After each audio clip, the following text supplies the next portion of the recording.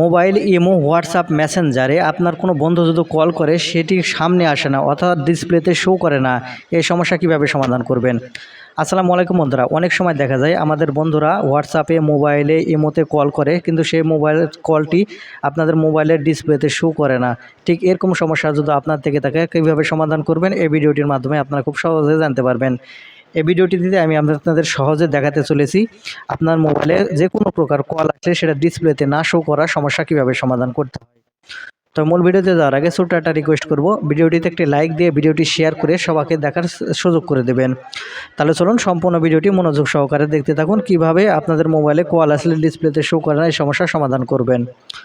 তো সেজন্য সর্বপ্রথম আপনারা আপনার মোবাইলের সেটিংসটি ওপেন করে নেবেন। এখান থেকে আপনাদের মোবাইলের সেটিংসটি ওপেন করে নিলে এরকম ইন্টারফেস দেখতে পাবেন।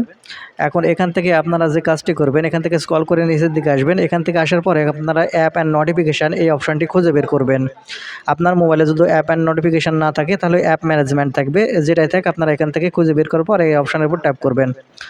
তাহলে আপনারা এখান দেখতে পাবেন সি অল অ্যাপস নামের একটি অপশান। আপনারা এখন এখান থেকে সি অল অ্যাপস এই অপশানের উপর ক্লিক করবেন। তাহলে এখানে আপনার যতগুলো অ্যাপ্লিকেশান আছে সবগুলো অ্যাপ্লিকেশানটি আপনার শো করবে। এখন এখান থেকে আমি মেসেঞ্জারটি খুঁজে বের করব এবং এটার মেসেঞ্জারের সমাধান করে দেখাবো, আর আপনারা বাদবাকি যেটা সমস্যা হবে সেটা আপনারা সমাধান করে নেবেন। সেজন্য আমি এখান থেকে এই মেসেঞ্জারটি ওপেন করে নিচ্ছি। আমি এখান থেকে মেসেঞ্জারের উপর ক্লিক করলাম। মেসেঞ্জারের উপর ক্লিক করার সাথে সাথে এখানে আপনারা দেখতে পাচ্ছেন এই ফোর স্টপ নামের একটি অপশান পাবেন। আপনারা এখন এখান থেকে এই ফোর স্টপের উপর ক্লিক করবেন। ফোর স্টপের উপর ক্লিক করার পর এখানে দেখতে পাবেন ওকে বাটন পেয়ে যাবেন। এখন এখান থেকে ওকে বাটনের উপর ক্লিক করবেন।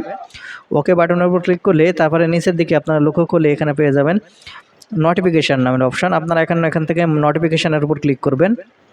নোটিফিকেশানের উপর ক্লিক করার পর দেখতে পাচ্ছেন অ্যানেবল বাটন। এখানে কিন্তু অ্যানেবল বাটনটি অফ করা আছে। আপনারা যে কাজটি করবেন এখান থেকে এই অ্যানেবল বাটনটি এখান থেকে অন করে দেবেন।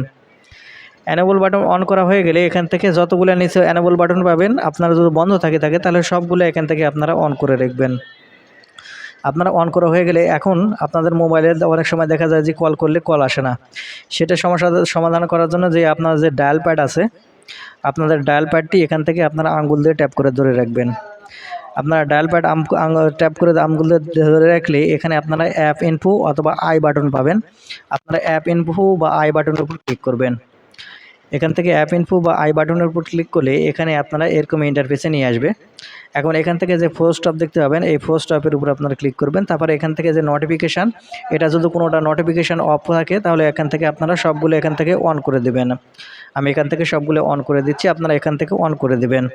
তারপরে এখন এটা ফোন আসলে এই সমস্যার সমাধান করতে হয়। আর এখন যদি আপনাদের ইমোতে এরকম সমস্যা থেকে থাকে তাহলে আপনারা ইমো ট্যাপ করে ধরে রাখবেন, তাহলে এই অ্যাপ ইনফো আসবে। আপনারা এখন এই অ্যাপ ইনফোর উপর ক্লিক করার পর এখান থেকে ফোর স্টপ আর নোটিফিকেশান যা আছে এটা আপনারা অ্যানেবল বাটন অন করে দেবেন যদি আপনাদের কোনোটা অফ থাকে। তাহলেই আপনাদের যে মোবাইলে কল আসলে ডিসপ্লেতে না শো করার সমস্যা কিন্তু সমাধান হয়ে যাবে। তো বন্ধুরা, এই ছিল আজকের ভিডিওটি থেকে যদি কিছু শিখে থাকেন তাহলে আমাদের চ্যানেলটিকে সাবস্ক্রাইব করে রাখবেন, কারণ প্রতিনিয়ত এরকম ইম্পর্টেন্ট ভিডিওগুলো আমাদের চ্যানেল থেকে পেয়ে যাবেন। ধন্যবাদ ভিডিওটি দেখার জন্য। দেখা হবে নতুন কোনো ভিডিওতে, সে পর্যন্ত ভালো থাকবেন।